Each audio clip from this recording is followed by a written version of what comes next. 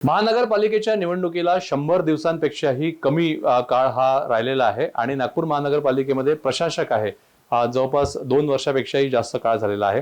संदीप जोशी आमदार आपल्या सोबत आहे आणि आता युद्धस्तरावरती या ठिकाणी मीटिंग्स आहेत त्या सुरू आहे आणि प्रदेशाध्यक्ष जरी नागपूरचे असले कार्याध्यक्ष येऊन गेले। भाऊ काय सांगाल, चप्पे चप्पे पे भाजप आता सगळीकडे दिसतंय, जरा विकास कामं सुरू आहे, चप्पे चप्पे भाजप कसा असणार आहे? नाही, भारतीय जनता पार्टी तशी पण 24/7 काम करणारा पक्ष आहे। म्हणजे आपण जर आज शहरात बघितलं, कुठल्याही शहरात बघा की ब्लड डोनेशनचे कॅम्प भाजप घेतं, नेत्रदानाचे कॅम्प भारतीय जनता पक्ष, शासकीय योजना भारतीय जनता पार्टी, पट्टे वाटप भारतीय जनता पार्टी। याचा अर्थ आम्ही 24/7 तसंही काम करतोय। परंतु मागील 3.25 वर्ष झाले महानगरपालिकांमध्ये हा प्रशासक आहे, दुर्दैवाने प्रशासक आणि जनता यांच्यामधला जो कनेक्ट होता तो जनप्रतिनिधी म्हणजे नगरसेवक होता। तो नगरसेवक नसल्यामुळे त्या पद्धतीचा कनेक्ट आता अनेक ठिकाणी नाही आहे आणि त्यामुळे माननीय मुख्यमंत्र्यांनी आदेश दिलेले आहेत, माननीय मुख्यमंत्र्यांच्या सूचना आहे, माननीय प्रदेशाध्यक्षांच्या सूचना आहे, कार्याध्यक्षांच्या सूचना आहे की आपण जनता दरबार असेल, जनसंवाद कार्यक्रम असेल, याच्या माध्यमातून जनतेपर्यंत जास्तीत जास्त प्रमाणात आपला कनेक्ट वाढवला पाहिजे आणि त्या दृष्टिकोनातून हे सर्व कार्यक्रम आता सुरू आहे। एकीकडे हे सगळं सुरू असताना बाकी पक्ष जे आहेत ते पक्ष सुप्तावस्थेत आहे, म्हणजे निवडणुका जेव्हा येतील तेव्हा कुठे ते जागृत होतील अशी परिस्थिती आहे। अनेकांच्या कार्यालयामध्ये सुद्धा माणसं दिसत नाही आहे, जमेची बाजू आहे।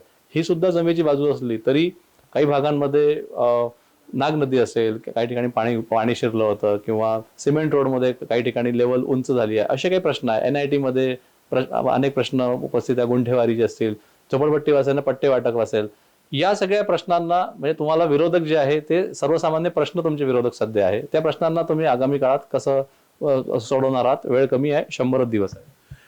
असं आहे की सर्वसामान्य जनतेची अपेक्षा सुद्धा काम करणाऱ्याच्या कडूनच असते आणि त्याच्यामुळे त्यांची अपेक्षा माननीय नितीनजी, माननीय देवेंद्रजी, माननीय बावनकुळेजी अथवा भारतीय जनता पक्षाच्या स्थानिक नेत्यांकडून अपेक्षा आहेत। हे प्रश्न निश्चित आहेत।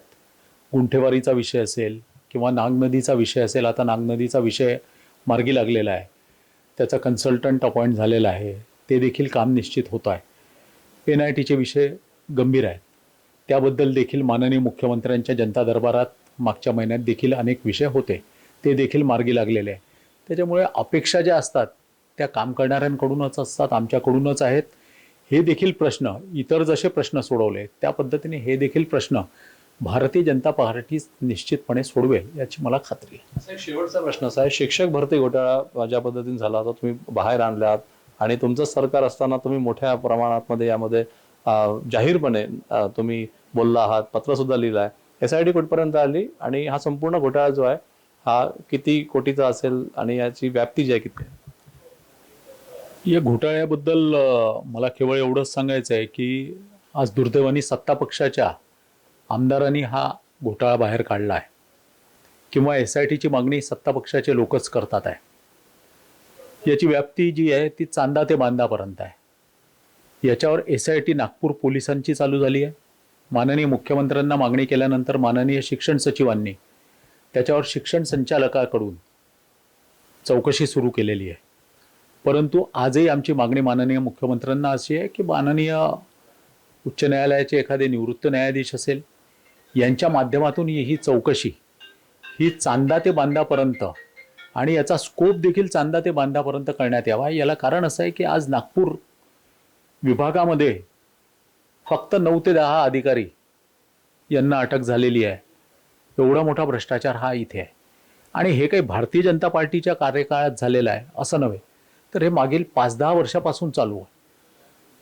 त्यामुळे आमची माननीय मुख्यमंत्र्यांना अशी मागणी आहे की याची व्याप्ती, याचा स्कोप निश्चित करून चांदा ते बांदा महाराष्ट्रापर्यंत याची SIT लावली पाहिजे। पण यातलेच एक जे आरोपी, संशयित आरोपी होती, जे ज्यांना अंतरिम जामीन मिळालेला आहे, अटकपूर्व जामीन मिळाला, त्यांचीच नियुक्ती आता बोर्डाचे अधिकारी म्हणून झालेले आहे। नागपूरचं जे बोर्ड आहे SSC बोर्ड, तिथे जे प्रमुख आहेत ते यातले आरोप झालेले आहेत। त्यामुळे असे अधिकारी अद्यापही त्यांना बाजूला ठेवलं का जात नाही आहे?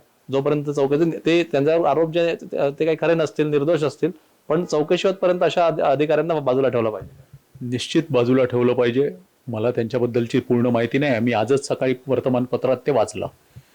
तू अशी जर बाब आहे तर त्यांना देखील निश्चितपणे बाजूला ठेवलं पाहिजे. तशी देखील मागणी मी माननीय मुख्यमंत्र्यांकडे करणार आहे. आपण पाहू शकतो भाजप ही 365 दिवस निवडणुकीसाठी तयार असते. त्यामुळे 100च दिवस राहिले आहेत. नागपूर महानगरपालिका ही मुंबई पुण्याच्या महानगरपालिकेत एवढीच भाजपसाठी महत्वाची आहे आणि संघभूमी आहे. त्यामुळे आता चप्पे भाजप हे अभियान जे आहे ते राबवलं जाणार आहे. व्हिडिओ जर्नलिस्ट रोशन बोकरेसह प्रवीण मुरळकर, NDTV मराठी, नागपूर.